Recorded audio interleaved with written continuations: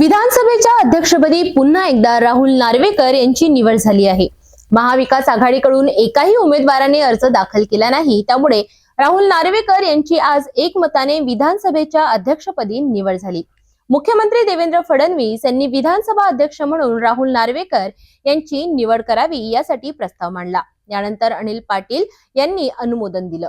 राहुल नार्वेकर यांची आवाजी मतदानाने एकमताने विधानसभा अध्यक्षपदी निवड झाली।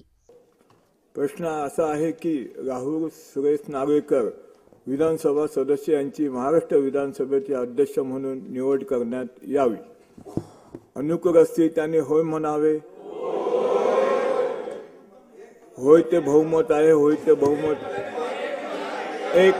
एक मताने प्रस्ताव संमत झाला।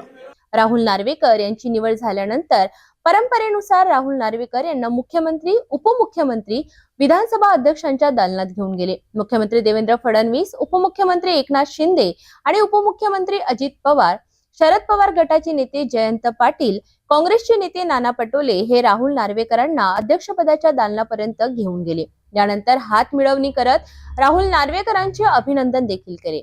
राहुल नार्वेकर हे कुलाबा विधानसभा मतदारसंघातून भाजपाकडून सलग दुसऱ्यांदा निवडून आले आहेत।